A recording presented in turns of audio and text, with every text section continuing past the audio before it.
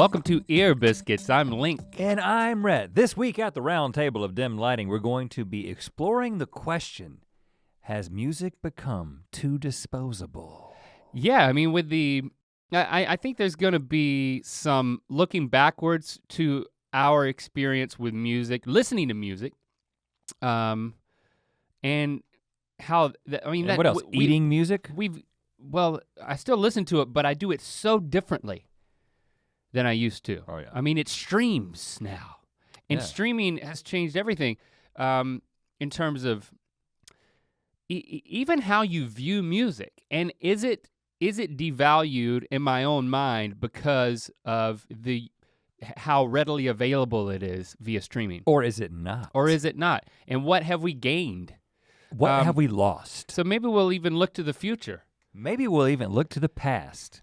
Well, I already said we're gonna Yeah, I'm just trying to make look it to the dramatic. present So and the past. Looking forward to that discussion. We do want to let you know that starting with next week's episode of Ear Biscuits, the video version is going to be available on Sunday on the Good Mythical Morning channel, not Saturday, because what do we got on Saturday now? Let's talk about that. Yes, it's a new show. It's a new show It's called a Let's Talk shoe. About That. No, we've done the shoe thing before. We're not Yep. doing it again right now, at least. Nope. So the new show, the new Saturday show, Let's Talk About That on Saturdays, followed by the all new video version of Ear Biscuits on Sundays. Yeah. There's a video, there's a freaking video every day on the channel. There is. But right now we're coming into your ear holes. Maybe your eye holes too. I mean, it's your prerogative. But before we get into the whole music thing, it's been a while, but I haven't had an opportunity to give you, Ear Biscuiteer, just the download of my experience at hanging out with my friend Alicia Keys while my cousin recorded his album and stayed at my home. And then the album was recorded at a very rich man's private recording facility, and it was a nutso experience. Now, do you have, are you at liberty to speak of this? I didn't, I knew that, well, there were people who showed up at this recording studio and they had to sign NDAs, which stands for not this a-hole. Now I don't, that's not what it stands for? It stands for non-disclosure agreement. Now, do you ask, did I sign an NDA? The answer is, not this a-hole. Yeah, you know what? That way you ended up telling that joke Yeah? was great. Actually, you know what? In some weird way, I think that was good. I think that setting it up I wasn't a playing and joke. then doing it as a throwback was even better. When I plan jokes, it doesn't usually go well. Right. I've I've observed that. Hey, screw you, man. No, I'm just saying I was agreeing with you. But, yeah, you know, don't. Not this a-hole. Would never say that. So yeah, I'm free to talk about this. There's not any problems Yeah, here. you're not giving any My secrets boy away. Britton, my cousin Britton Buchanan, follow him on the stuff. Well- Again, I'm living vicariously through, in the wake of coming in second on The Voice, where Alicia Keys was his coach. She really believes, as do I, and many tasteful purveyors of musical talent, that he's got what it takes, man. He's a songwriter. Yeah. He had a whole bevy of songs, and then he met with Alicia in New York, and they went through and they picked out the ones they were gonna do for his album. And it's like a very quick and dirty thing where it's like over this weekend that I'm referring to, he went into the studio. Can I tell you? Can I just say before you explain to the record his story, album. I told you this while you were gone. Yeah, And Britton was in town. Britton came and had dinner with my family. and just a side note, because I also haven't said this, the reason Britton came into town, he was gonna hang out with us for the week, and that's the week that my papa passed away, and I went home for the funeral. And I just wanna say, because I haven't said it on here, thank you all so much for your outpouring of love and support and encouragement.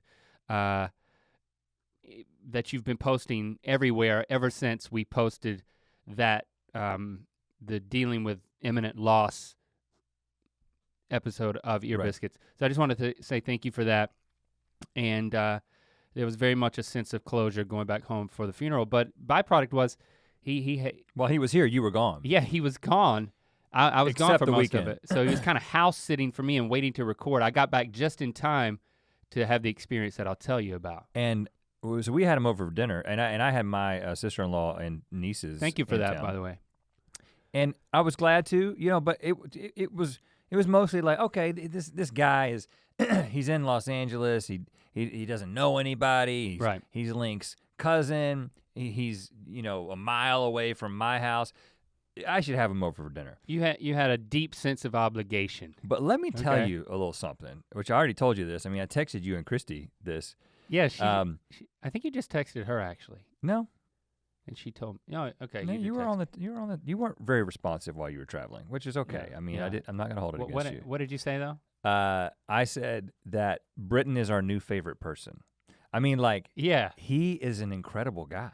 He's super cool, isn't he? I mean, it's not just that he's cool. I mean, he's genuine. He's not actually not cool in the right way that you shouldn't be cool. He's not too cool for school. It's not 18 years old. It's the fact that he's 18 years old and he's so first of all, he's woke. He's woke. I don't like to use the word, but he's incredibly woke. He's incredibly smart. Okay. He's incredibly observant. I mean, you made some false assumptions, being that he's from this podunk. He's from Sanford. No, I didn't make any assumptions at all. I just came in. I can say podunk because my dad lives there. I came in with no expectations at all, but I definitely did not come in expecting him to be, because I remember being 18 years old. I remember the way that I thought about things at 18 years old. Or lack of thought about things. And the way that I engaged with other adults who are not 18 years old. Right. And this guy he's something special. Now, well, I don't think he considers you an adult. Let's just put that on the table. Set aside the fact that he is incredibly talented, incredible voice, great songwriter, all those things which are true, and you'll get into that. He's a really good guy. In fact, so he talked about so many things. He stayed over into our house until it was like 11:30 at night. And then he leaves, and the first thing that my oldest son, Locke, says is like, and this is a 14-year-old. 14-year-olds don't issue these kinds of things. Yeah. He walks out the door closes, and he's like, that is a great guy. Really? He really is. And he is. He's just like a genuinely great guy. He should have won. I mean, how did all the greatness get on that side of the family? That is also my side of the family. So if you're trying to cut on me, it actually became a compliment. So thank you. No, that part of the family tree, just that branch. I mean, it was very concentrated. Did any of the greatness you're a make good it guy, to my branch? He's a great guy. Okay, I won't do that again. Because he didn't win, he's got a little bit more freedom to then cut this album, work with Alicia on it. And I knew, I was like, oh, I get to meet. Of course I wanna go with you to this studio. I wanna see what it's like. I love watching music documentaries. I love talking about the type of music stuff we're gonna talk about today. I just love being on a fly on the wall in that world. That's why those documentaries are so much fun for me to watch. But being there in a recording studio environment for the first time that was like legit was amazing. And it turns out that this was like, everyone there was in awe of this place that we ended up going. And I'm like, at some point, I'll get to meet Alicia, which will be freaking awesome. Right. Because she seems like an amazing person. Right. And Britton said that she was. Mm-hmm. It was, and let me, I gotta read about him here a little bit to get this stuff straight, but they somehow worked it out to get an invitation to record his album at Paul Allen's house. Mm-hmm. Paul Allen is the co-founder of Microsoft along with Bill Gates. Yeah, he has a little bit of money. According to his wiki, he is the 43rd richest person in the world. Oh, only 43rd? Net worth $25 billion. He also owns the 14th biggest yacht on the planet. How big is that? Hold on, it's 95 feet. 414 feet. It's called Octopus. Okay, my yacht knowledge is incredibly As of 2013, lacking. It is the 14th in the list of motor yachts by length. Good gracious. It is equipped with 2 helicopters, a submarine, a swimming pool, a music studio. A spare helicopter? It has a spare helicopter. And a basketball court. He's got a helicopter to get to the helicopter. That's how big the yacht is. 400 feet, man. He's got to take a helicopter from one end of the yacht to the other end to get on the other helicopter because that gas is burned out to then go to like an island or something. Yeah, right. I will say that I did not meet this man. He was not there. Of course he wasn't. But there were keepers of the place. Their full-time jobs were just to keep the place. The first one was a security guard who grilled me before I was allowed through the gate. Okay. And I get inside and I'm a little self-conscious because I just feel like a hanger-on. Well, you know, it's like, oh, there's an artist and there's like that's kind of what you were. His cousin. I'm the cousin / chauffeur / like guy whose house he's staying at. Everybody brings their cousin to the recording sesh. It's my cousin. By the way, the octopus yacht was not parked outside of his mansion, which the recording studio was this huge building, and then up the hill from it was the rest of his mansion, like multiple buildings. And it was Rock Hudson's mansion.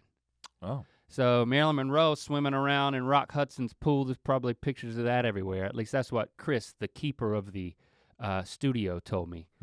I mean, you go outside of the studio and it's like, it looks like a resort, but it's just this private home. And I look around the corner, I'm like snooping around because I'm not doing anything. Yeah, you're not in any danger. And I look up the hill at the mansion, and then lo and behold, there's a big thing coming down the hill. There's it's on a track, and it's like a gondola? It's like a gondola, except it's on a track. A track gondola. It's like an elevator, a huge train elevator that connects the studio to his house. That's freaking crazy, man. So this is what happens when you the studio are looking for ways to spend money. The studio itself is over 10 years old. It all looks brand new, and it's a 3-story building that the whole facade overlooking Beverly Hills is just glass walls. And you can find footage of it by searching for U2's live performance of Songs of Innocence, I think their latest album. If you search that on YouTube, there's some live performances that they recorded in this studio. They recorded a lot of that album there. You go into the booth, or you go into the engineer console, whatever that thing's called, and there's a big signed thing that has everybody from U2 signed it. He's got memorabilia hanging everywhere because Paul Allen's a huge rock and roll nut. Yeah. He's like a big Jimi Hendrix fan. He's got a warehouse. Britton told me that they told him a warehouse full of like all the guitars he's collected. If you can name like a really famous guitar, he probably owns it and just has it in a warehouse, including the guitar that Jimi Hendrix set on fire, on stage.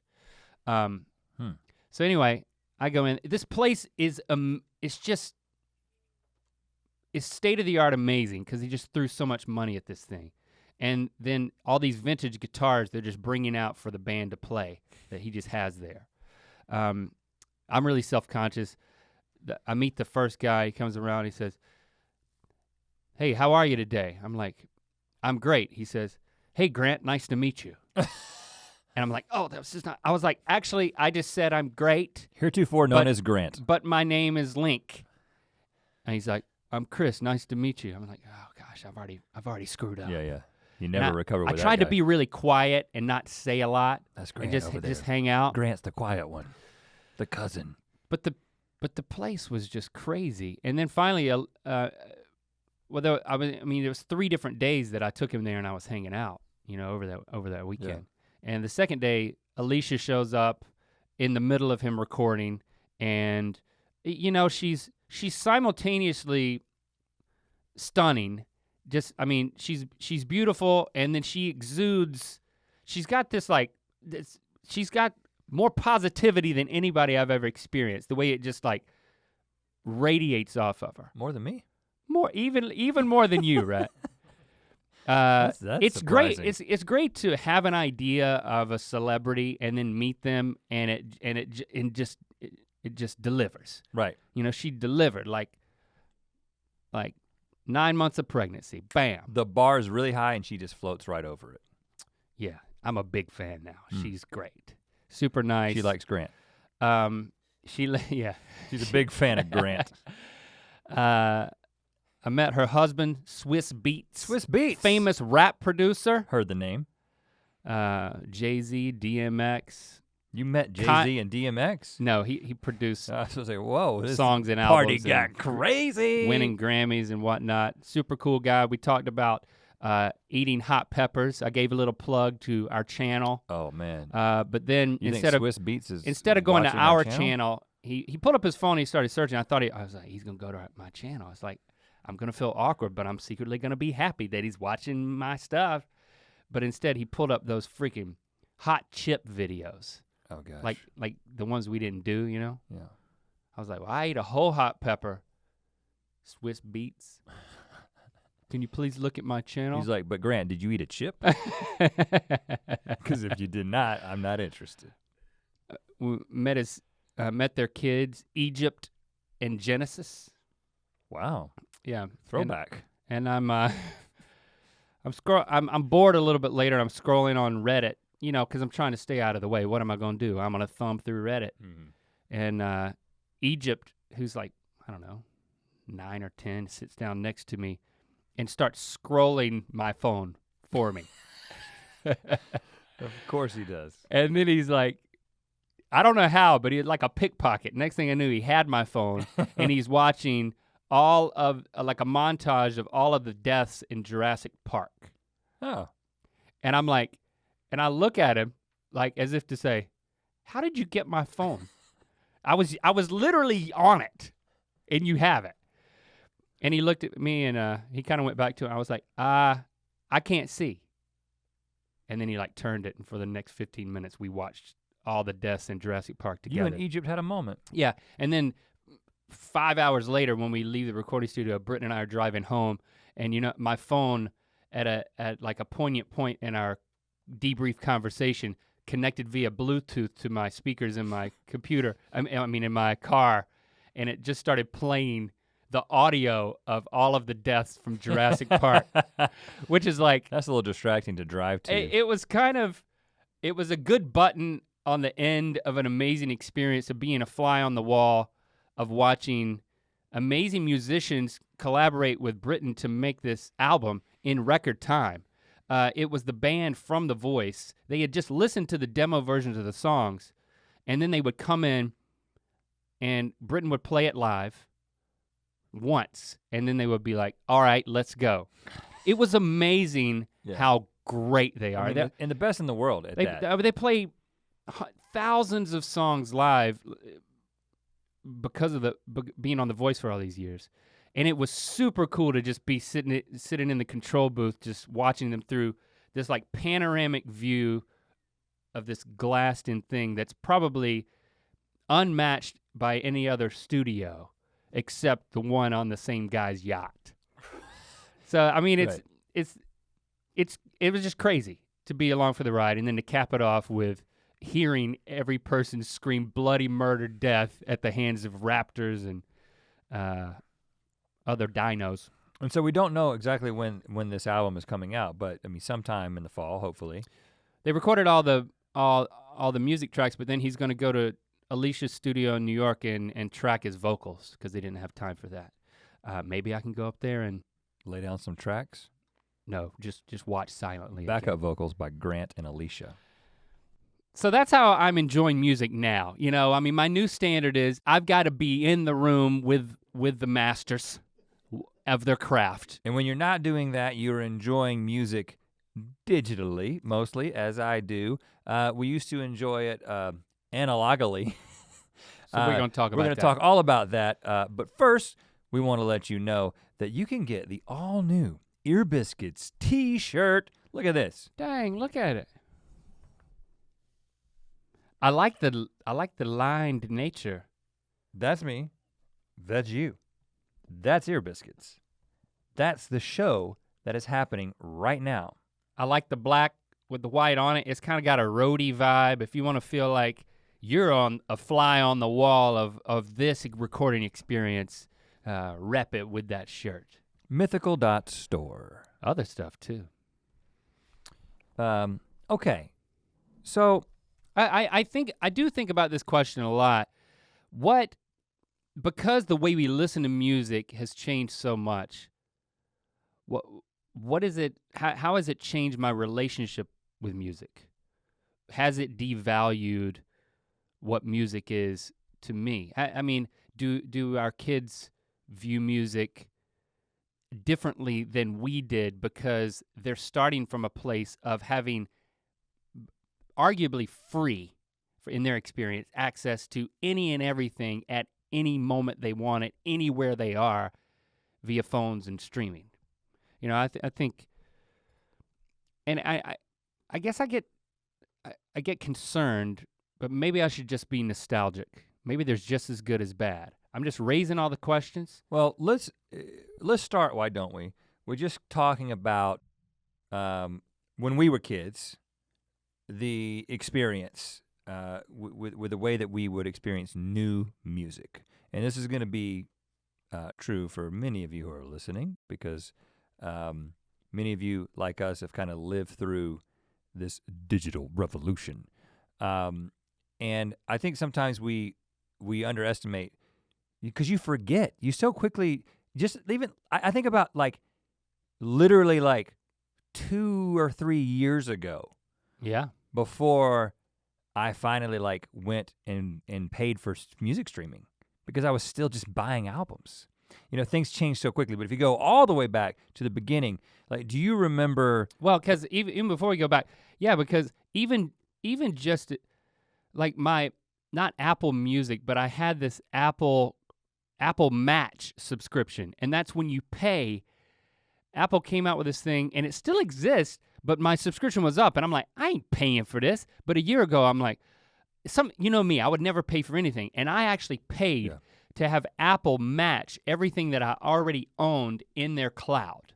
Right. And there was a handful of things that they didn't already have in their cloud that I owned that, as a part of the match process, was uploaded to their servers and kept. I'm talking like demo recordings and stuff like that, which is now occurring to me. I may have lost, but in general, it was the fact that I'm now like a year later, I'm like, why would I want to keep my music in a cloud when I have access via streaming to all music everywhere? But and again, that was just a year ago. Right. That I was paying for that. Well, but like you said, if you go all the way back. Yeah, so you know, we tell the story often about the first time we bought our own music. I want to go back even before that. Okay. To the very first time I consumed music kind of on my own. And for me, that was with a record player in my bedroom. A record player? A record player. So before, because I remember getting my first, we called it a jam box. Yeah. Boom box is usually what they refer it to as, but and then we would get the ones that had like 2 cassette players and the record player on top. But I'm talking before that, it was just a record player. And my collection of music was just my parents' old records. And it was, I remember some very specific things like the Four Seasons, like Frankie Valli and the Four Seasons, Chuck Berry, Elvis Presley. I mean, there was about 12 albums that they had just, for some reason, ended up in my room. So I would listen to those same albums over and over again. And then there was also, what is the smaller record? Is a 45? Is that what it is? Yeah. And you have to change the speed for that. Right. There was the official song, like theme song of the Georgia Bulldogs. Really? And the center sticker on the record had like a Georgia Bulldog, UGA, they called it. Uh-huh. I don't even remember the song at this point, but I'm sure that it's not the fight song, it's like this Bulldogs song. And that was it. I just played that stuff over and over again, and of course, listened to the radio. But that was the first time that I took albums and listened to them, and I would put those albums on and pick something up in my room and lip sync it and walk around the room singing "Love Me Tender," you know, and sometimes I would like slick my hair go back full Elvis and do it. Dang. Yeah, and this was just an experience that I was having to myself. I had a similar experience. We had in the house with Jimmy, we had that guest room in the front that had and eventually had the Nintendo. Well, it had a record player and like the 2 tower speakers. Like most houses had the room where you had that. Or if you got even older, like my Nana and Papa, they had like the big piece of furniture that had the record player in it and the speakers coming out the front, which you can buy at like vintage stores now, big honking piece of furniture. But my mom had a record, like a little 45 single of The Name Game. The Name Game. Banana, fana, fofana, fee, fi, momana, Anna. I would play that and I would dance around. And we had the Pac-Man theme song. You get a lot of mileage out of that. Yeah, we had that and we had Freddie Feelgood. Let's see, Ray Stevens. Oh, Ray Stevens. The country music, comedy music guy, which is kind of crazy that one of the first things I listened to was a musical comedy record from Ray Stevens. Yeah, my parents loved Ray Stevens. But Freddie Feelgood, it actually wasn't that funny, but he played all the instruments of the Freddie Feelgood's band with his mouth. It was like Bobby McFerrin. And you know what? I still have those records. I have them in the console at the house right now, and I played them for the kids. They thought it was crazy. Because once I got a record player, for recently, my birthday, and I'm like teaching Lando how to play it. But yeah, you would listen to the record, and I'm reminded now that I finally have a record player now that it's almost it's a focused experience. You put this disc on there and then it plays for a certain amount of time and you kind of have to be there for it because the speakers are only there. Mm-hmm. You can't walk anywhere you want. And then you would flip it over and you would listen to the other side. And while you're doing that, I mean, you think about how intimately familiar you were with not only the music itself, but the device, the actual medium, the record itself, and then the sleeve. I would sit there, the album cover itself, I would hold it. And I remember seeing that Four Seasons album. Of course, they all wore the same exact thing. You notice new things because you've done this 100 times. And you just sat there and looked at it, made observations about like, oh, look at how Frankie Valli's like sitting over there. He's like obviously a little bit different. They're all together, but he's kind of out in front and a little bit to the side. And you just made observations about their hair and their clothes, and then you read everything on the back. It was just a totally different relationship. And then it was, like I said, for me, it wasn't this endless supply of records. That was it. And it wasn't being added to. It was like, we just had that handful of records that I listened to all the time, and it was either that or the radio until I was given the opportunity to buy my first album. But it was just a familiarity with which that, was a tape, right? Which was a cassette. Yeah, it was a cassette. It was Weird Al in 3D. Yeah, and mine was Weird Al even worse. I didn't buy music until later. Your mom had more music available than my parents did, I think. Yeah. Because I don't remember, they were buying Lionel Richie, things, Michael Jackson, Al Green. That's what like my mom got me into, and she had those records. But as far as tapes, the second tape I bought was the Fat Boys. I had the Fat Boys. Well, my brother had the Fat Boys. If my brother had it, it was technically available to be listened to.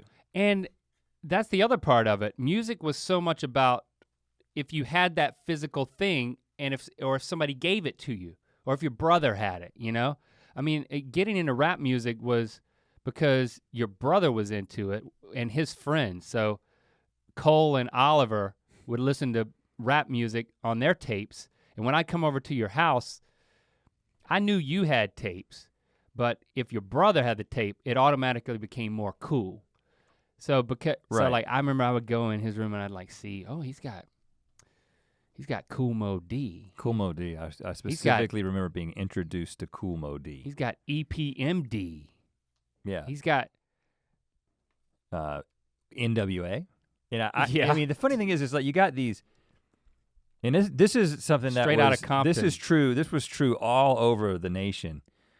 But you got these little redneck white boys in middle of nowhere, North Carolina, who are buying NWA, having no idea what any of this is about, but just being absolutely mesmerized. And it was a thing. It wasn't. It was like, oh, you've got the thing. I mean, it was an illicit object that you would insert into a thing, and then music would come out. You know, it wasn't something that just it was contraband. Was in your pocket and it was everywhere. It was contraband. Yeah. It was secret, and it was, you could touch it and you could feel it and you could feel guilty about it. And you remember Jeremy Fisher, who lived down the street. Yeah. Because there was so much profanity in this music, and our parents were upset that we were listening to it, but they never really heard it directly because you knew when they were coming up the stairs to cut it off. What he did, he was like, well, I've got a solution. He was like, you take a couple of pieces of toilet paper and you put it into the top. Your ears and you won't hear it. You put it into the top of the cassette and wait until it gets to that point on the tape where there's a curse word.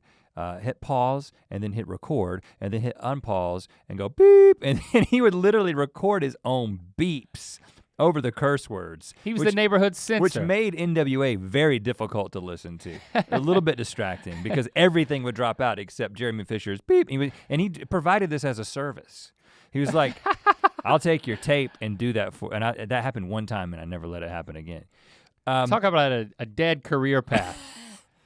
But the other thing I remember from that era was the way that the process of being introduced to new music from someone else was, hey, listen to this. I remember being over at the Hetrick's house. Uh-huh. And you know, Mark was like a year older than Paul was, I think Cole's age. Yeah. So a few years older.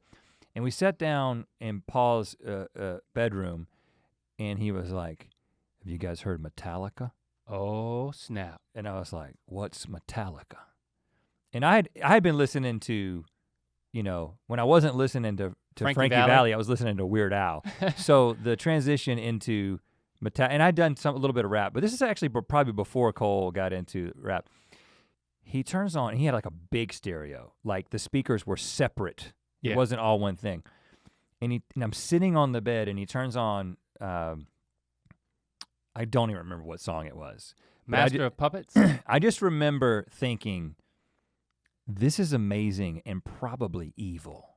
You know, it was so aggressive. It made me think differently about Paul Hetrick. I just remember thinking, this guy, he must be into some weird stuff because my point of reference. But I just remember thinking, it wasn't like, I mean, just the other day I had somebody send me an album by just sending me a link on my phone. And then it was just like, I'll get to that when I want to. No, that wasn't how it worked back then. It was like, come into my bedroom, sit down. It was like inner sanctum. And I'm going to control the volume. I'm going to look at you as you're experiencing this. I'm going to check in with you and see how you're processing this. And it's this moment that I remember in a way that I just question whether or not you have the ability to have that level of experience when somebody just sends you a link to a song.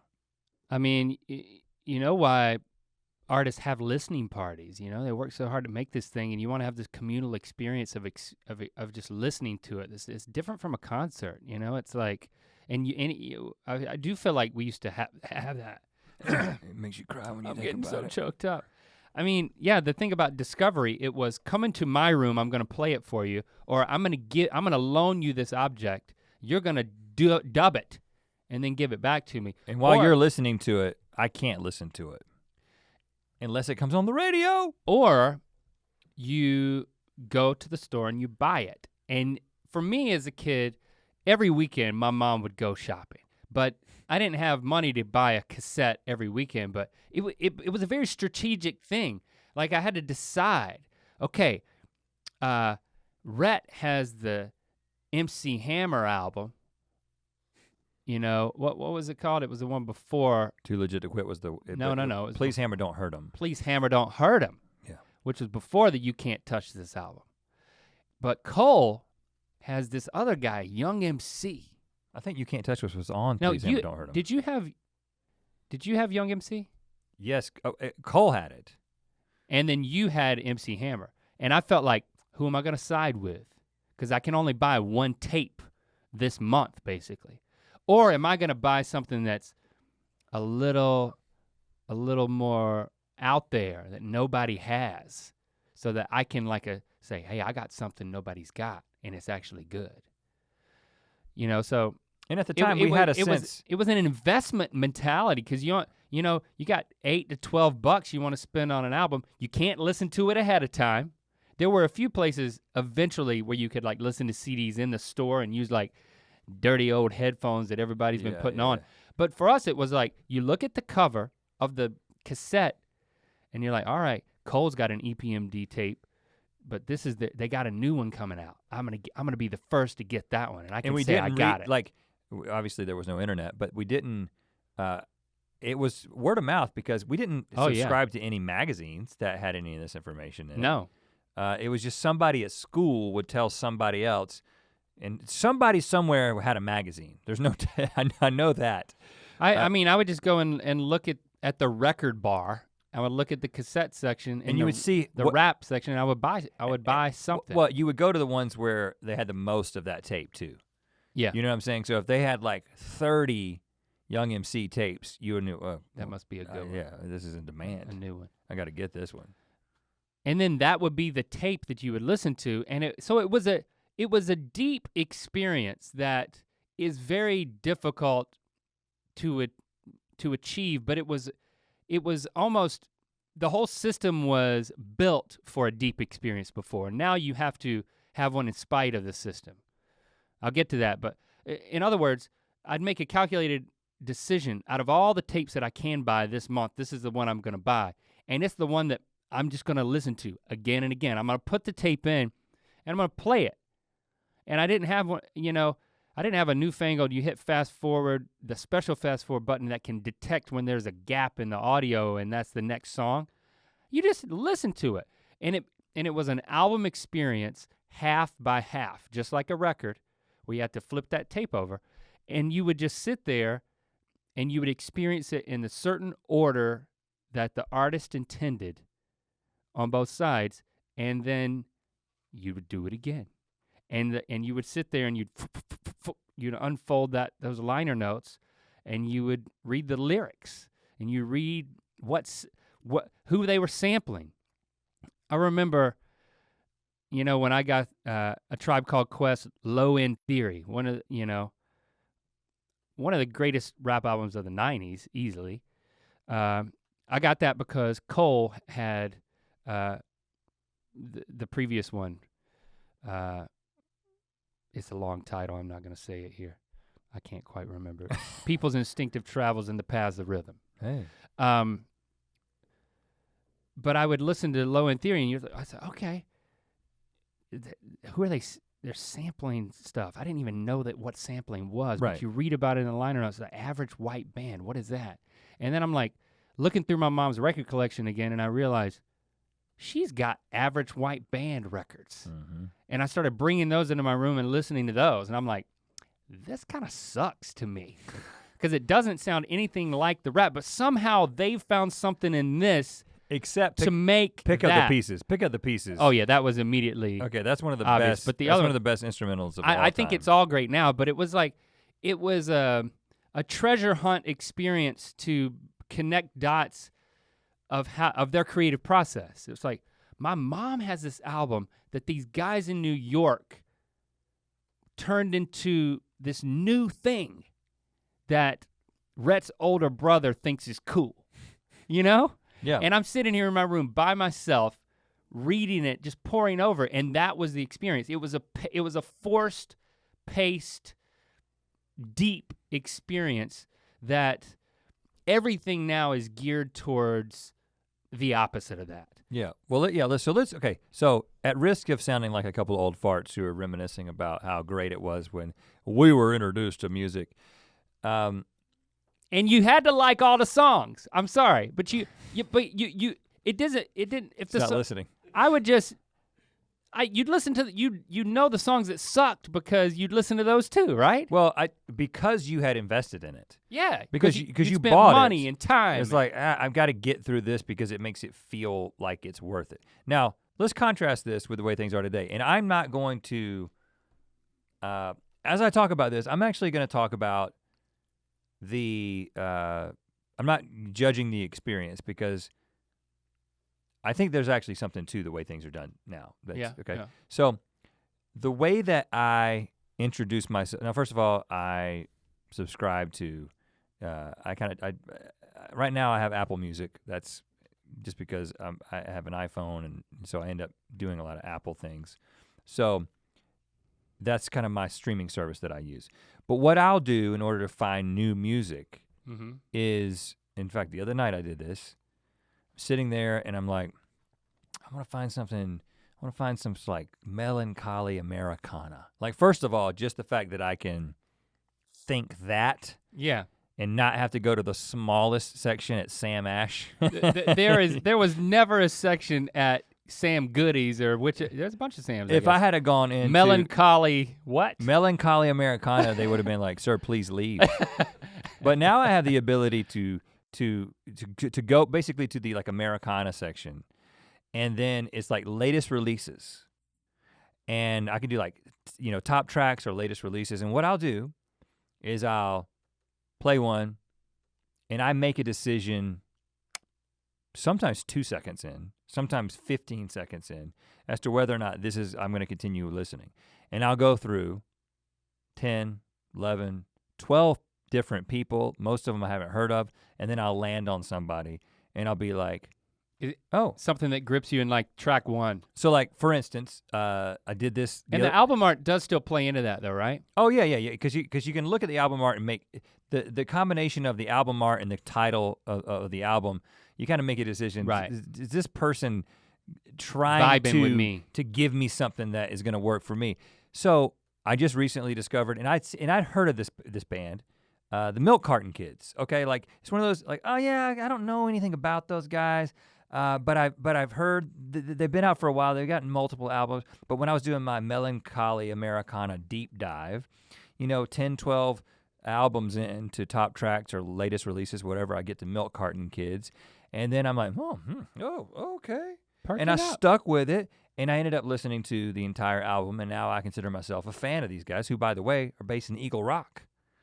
Close by. Are they missing or what's their story? I think it's a play on that. Okay. But that's a completely. They're melancholy? But think about how many people I passed by for different reasons before I landed on these guys. And here's the thing, is that because I could do that again tonight with any other combination of musical descriptors, and then I could do it again the next night, never repeating the rabbit hole that I'm gonna go down, don't have to go back to melancholy Americana. I may not go back to those guys. Now, I actually use my recently added quite a bit because it's like, oh yeah, you remember those guys, Milk Carton Kids you found the other night? Listen to those guys again.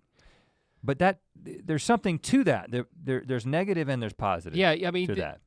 There's a tremendous positive that that the mechanism for discovery, and as an artist, or I'm kind of projecting onto more of, music artists here, that I have to think that the rate of evolution of sound and of music has increased dramatically because of access. I mean, it's the same thing as just our access to information with the internet has drastically accelerated so many aspects of society. Right. I think I believe that hip hop is still one of the fastest shifting genres. I don't know why, but I just observed that I think it is. I could be wrong about that, but I think that has to do with being able to hear so much, like artists being able to hear and be inspired by so many different people in any one sitting, so to speak. Well, and I think that's pretty cool. There's a value.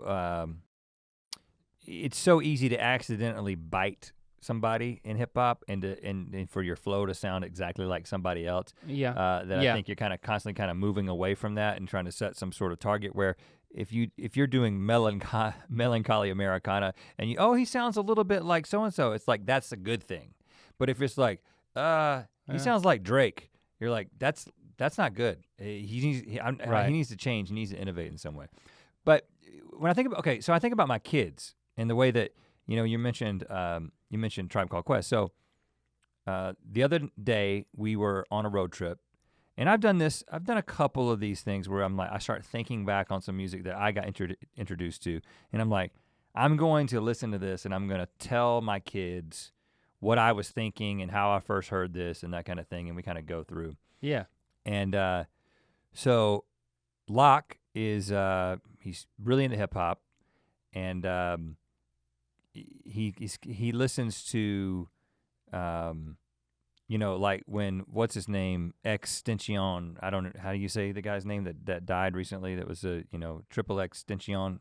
I'm probably saying it wrong. I don't know. That's how out of the loop I am. Extension cord. But he was like when that dude died, it was difficult for Locke for a couple of days, and of course he was like all into the theory about how Drake was involved in all this. But so he was pretty well acquainted with the cutting edge lo-fi, even some lo-fi stuff, which I'll get back to that in a second. But so I was like, okay, I'm gonna play you some '90s hip hop. I ended up going through Tribe Called Quest, Black Sheep. I started just thinking of some stuff that was performed at the talent show. Yeah. Third Base.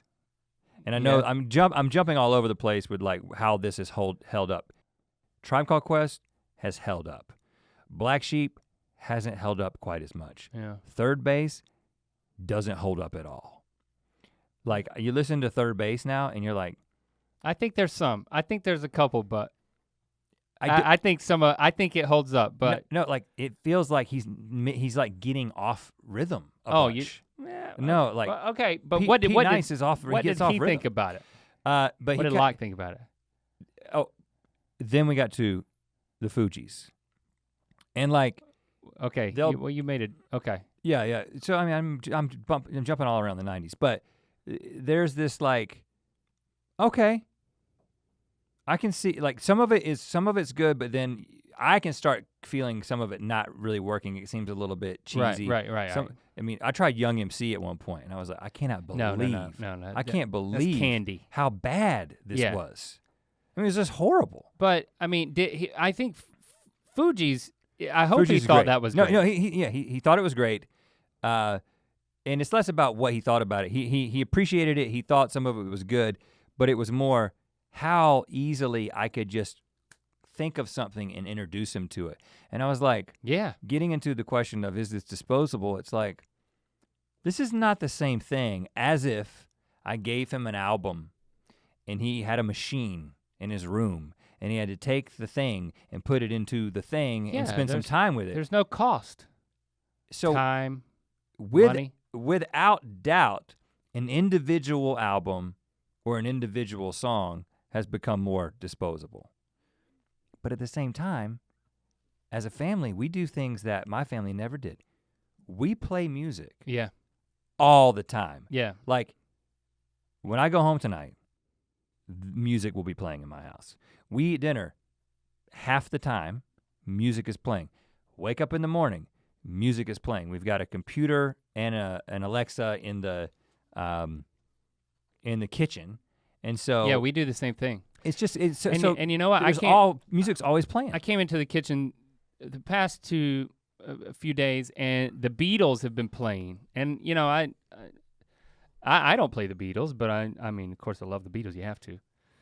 But it's Lily who somehow has gotten into the Beatles. She went to a girls' rock summer camp with a friend of hers, and they got her into the Beatles, and but also like the White Stripes, and so it's she's found people that she thought was cool that liked cool stuff, and now she's liking that, and she's starting to to be exposed to things like the Beatles, and it's easy. It's just around. I mean, so there's the deep experience we had is now the wide experience that our kids have.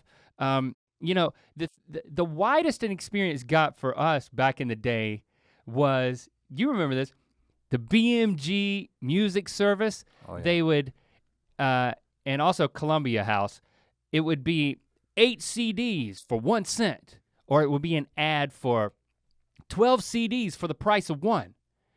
And what you would do is they would send you this big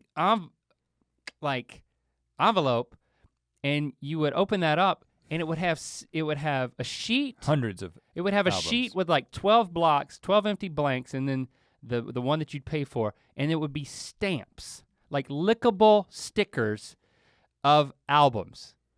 Oh, I had one that was a check mark. It was like ordering sushi. The one, yeah, they were all different kinds, and it was very like, again, it was part of the ordering process was like holding. Tactile. And it was a catalog and figuring this, a lot of them looked like music magazines where they would like, Columbia House they would have articles with like weird factoids about crap in them to make you think that you're reading like a Rolling Stone type ripoff. Yeah. But then you would select the album and you would order 13 CDs. This was the age of CDs. And it wasn't easy to figure out which 13 you wanted because as people who had bought one album at a time, maybe 2 on a really good birthday. It was intimidating. It's like, how do you get to 13? I'm throwing AC/DC in there. Yes. It's, Back in Black, which I'm really glad I did that. I mean, I first heard Bob Marley because you put that in your 12. Yeah, I did. And it was like, okay, I was on a classic rock kick, and so it was just like I just went through classic rock's greatest hits section, and I took those stamps off. So like Cream and Eric Clapton, the Eagles. Everybody's got to get that Eagles greatest hits album, right? That's how you learn how to play guitar. Tom Petty and the Heartbreakers greatest hits with Mary Jane's Last Dance on there. And things changed. I was listening to that talk about a song. And now that is a good song. The relationship. And then they ship you 12 CDs at once. CDs changed the relationship with music because now not only it was still tactile, it was still an experience of owning something. But you can skip around. And I wasn't even, you're totally right about that. You can skip easily, so it made it a little bit easier to dispose of, but it also was a little bit precious because especially if you were like me, I'm assuming that you didn't do this as often as I did, you leave the CD out. Scratch it? Man, no. Yes, yeah. You can't scratch that CD, well, man. I think I probably speak for a lot of people out there in that many of your CDs, now you think I'm bad. I remember when I first got to know Jessie and she would put one of her CDs in her car. I mean, it was like looking at, like when you got the light just right on her CD so you could see all the scratches. It was like, she let a cat get on this thing. Like she has let a cat work its feelings out on the surface of this CD. Yeah, and you're listening to Hit Me Baby One More Time and it's only just hit me. And that happened, so funny thing is I have an artifact of this time in my life on that album, on Back in Black, the actual song Back in Black. Yeah. Somehow, when I transferred all my CDs over to my computer years ago, and then they were matched on iTunes, I thought it was supposed to like repair if you had some issues. Yeah, it is. Something happened with Back in Black, and it still has all the skipping from that CD intact. What if you accidentally overwrote the master in the cloud? I don't think that's possible. So like you ruined Back in Black for everybody for perpetuity. Well, first of all, I apologize if that's the case. Just a side note, I got to when I was thinking about BMG, I was thinking, how do they make money? And I did some searching about it. If you didn't cancel it. If you didn't, here's what they did. They would give you the 13 CDs, you only bought one, but then maybe it was every month or every few weeks, they would send you, it's kind of like Netflix. They would send you another CD in the same genre that you picked, for me, classic rock, and they would charge you for it until you basically wrote them and told them that you're canceling. And then, so they would charge you overpriced amount. They made it very difficult to cancel. Yeah, and I found, when I was looking for that, I found this documentary that I'm gonna watch. So I'm recommending something I haven't watched except the beginning of, and it was a guy, filmmaker Chris Wiltshire. In 1994, the first thing that he did was he got a job after he graduated. He got a job working at Columbia House. In the place, and he took his video camera to work every day and documented his process of working at Columbia House in 1994. And it's called The Target Shoots First. I mean, this guy went on to produce a lot of other things, including the television version of This American Life when that was on Showtime. Yeah. So yeah, he's like doing lots of good stuff now, but that was like the first pet project. And I'll tweet out the link to the Vimeo of that like hour 20-minute documentary that he made of his like, it's almost like found footage-ish, or just like very intimate footage, because I kind of skipped through it, of his like taking his camcorder to work every day. And it's just like a snapshot of what the music industry was like. Well, and Columbia House is such a weird thing. Right, a weird moment. Now, another thing. But the experience was, that's as wide as it got. And now it's infinite. And so here's another just anecdote about the way things work. And just not too long ago, by the time you hear this, it will have been a few weeks, I'm sure, but I was doing some writing the other day on one of the projects that we're working on. And I like to listen to instrumental music when I write, because I don't like to be manipulated. I also I don't like to listen to words, because I'm writing words and then all of a sudden I start listening to words, and I also don't want music that has too much of an emotional quality, because I feel like it will influence when I'm writing. So I like things that are a little bit, non-committal. And so I tweeted this out. Shout out to Red MC on Twitter. If you follow me, you know that I tweeted this. If you don't follow me, you don't know. That's your loss. I tweeted, does anybody have any recommendations for instrumental music for writing? And I kind of qualified it with, I don't want it to be too emotional, whatever. Thank you for all your suggestions. Someone, actually multiple people said, lo-fi, just search lo-fi hip hop 24/7. Just Google that. Okay. And if you do that, a YouTube channel from Chill Hop Music comes up, and it's just a live stream. There is a looped animated video of, I think now it's like a raccoon in bed, like studying or something.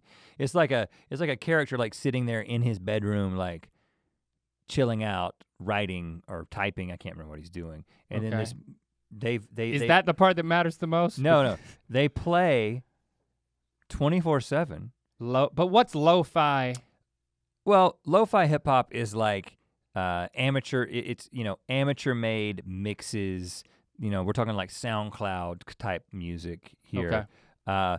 But it's all about the same BPM. It's laid back, and it kind of just effortlessly flows from one thing to the next. And it's actually become like my go-to writing music over the past couple of weeks. Has it looped? Have you heard stuff again and again? No, I haven't. I don't know where the end is. And if it did loop, it's the kind of thing I probably wouldn't even notice. It's a stream. It's not a video. It may not be a loop. It's so.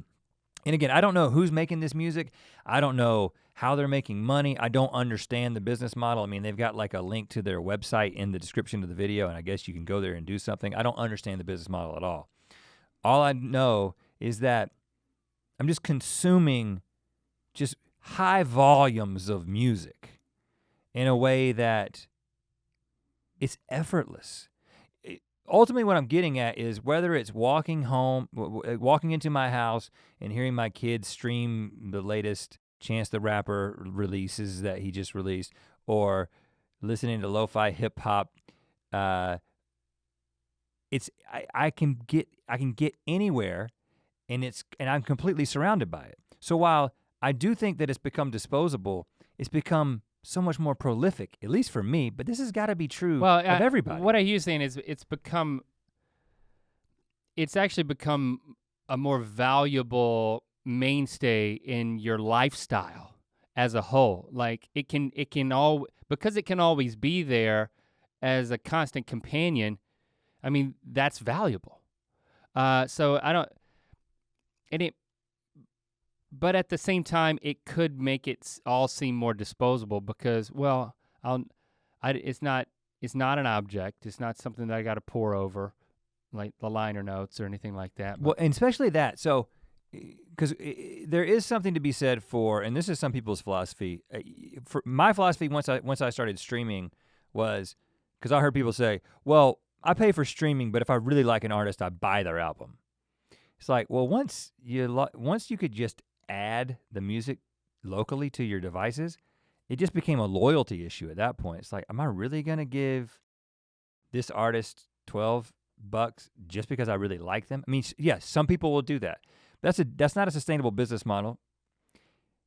But I think that what you could do, what a lot of people do, is they say, well, I do want to buy this physical thing. And this is kind of like the analog revolution that's happening, right? It's well underway. Vinyl, now cassettes are coming back.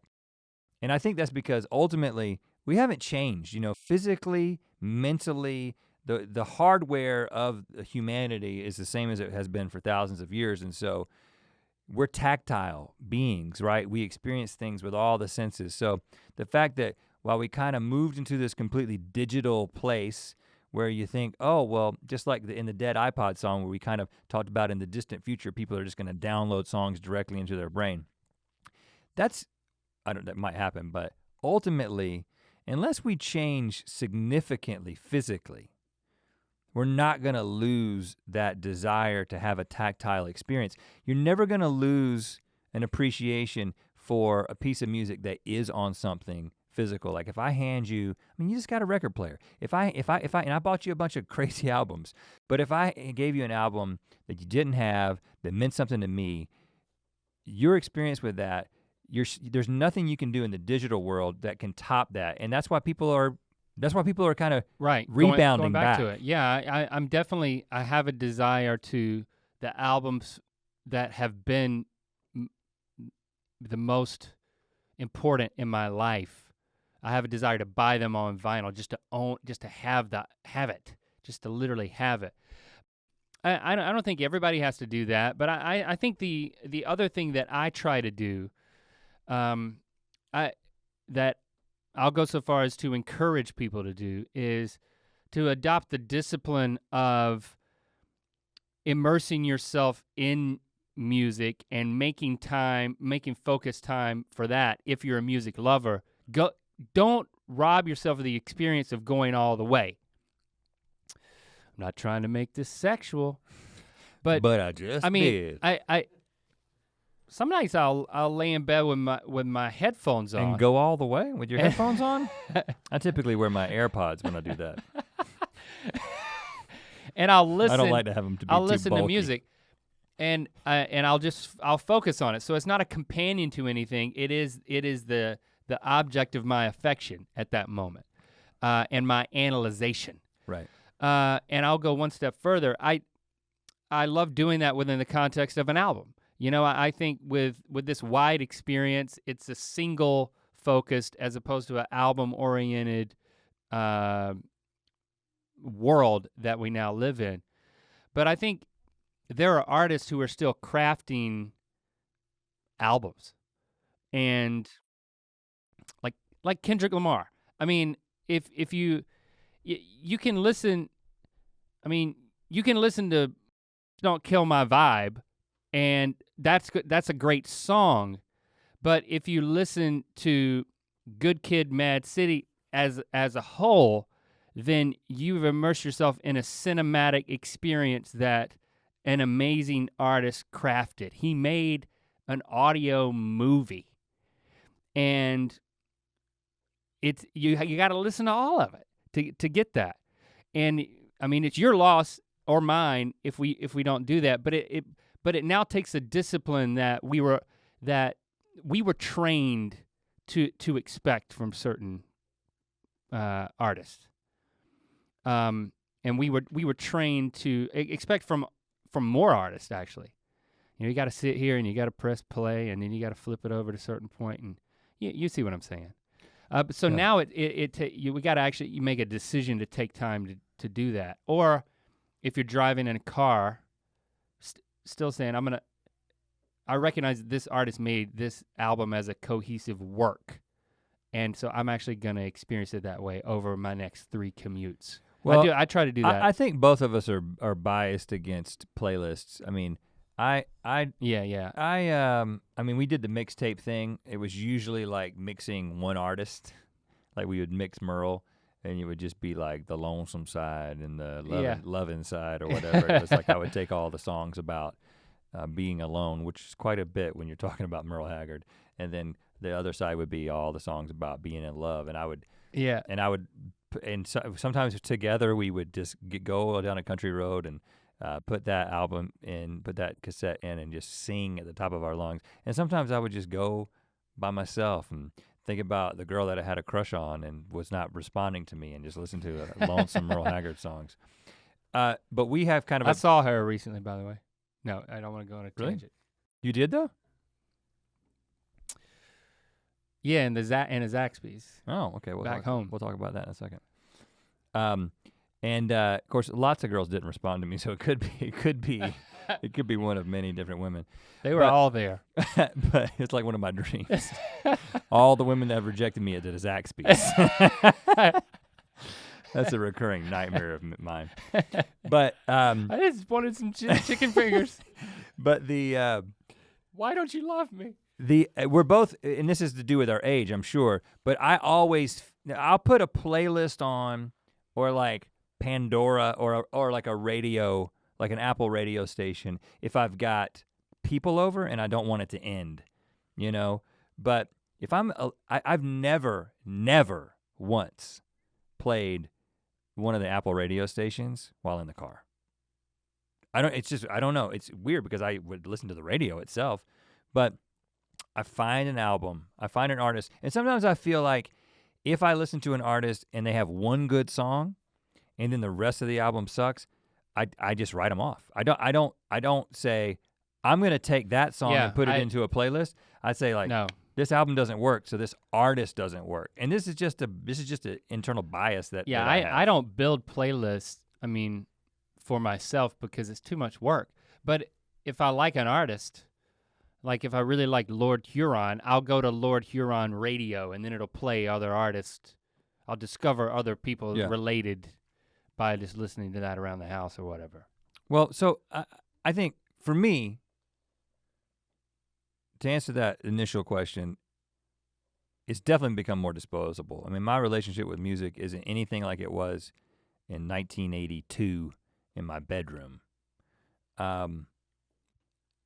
But the amount of music that is in my life in different environments, it's also, we didn't even talk about just the technology, just being able to have multiple devices all around you, being able to listen to music while you run, being able to listen to music while you're working out, when you're in your car and you're making the choice and you're being intentional about what you're listening to. Like the combination of streaming music with the devices that are available has made music so much more prolific that I think that probably like the happy medium is somewhere kind of what you're doing, which is you've got, because I currently don't have any analog experience with music. I got like a record player, but we couldn't find a place to put it, and then I didn't buy anything for it, and then last time I tried to use it, the needle was broken, and so I'm out. I don't have an analog experience at all. And that I don't listen to it that much. It takes a lot of work. You know, it's I mean, when I'm in bed. You gotta lift that record up. You gotta work it out of the sleeve. You gotta set it on the. Is it in your bedroom? It's not in my bedroom. It's in the living room. Oh. So and it's not hooked up to the best speakers, and I kind of like a headphone experience. I could hook up headphones to it. What if you carried it around with headphones? It was like a Walkman, but it was a record player. It'd be real steady-handed. I'll try it. I'll definitely try it. Well, let's continue this conversation on the internet. In the comments below, if you're watching this on Twitter, #Ear Biscuits, we're gonna get involved in that conversation. Yeah, and if you have a music lover in your life, send them this episode. Tell them they can reminisce along with us. Maybe we'll trigger some memories from them and spark a thought of, oh, I need to go back and listen to that album or that song. Or I remember the first thing I listened to was this, or this was my favorite album when I was in middle school type thing. So thanks for sharing this episode and for talking with us, like Rhett said, using hashtag Ear Biscuits. We'll bring you another biscuit next week. To hear this Ear Biscuit in its entirety and make sure you don't miss an episode, follow the links in the description to subscribe on Apple Podcasts or anywhere else podcasts are available. To watch more Ear Biscuits, click on the playlist on the right. To watch more of our daily show, Good Mythical Morning, click the playlist on the left. And don't forget to click the circular icon to subscribe. Thanks for being your mythical best.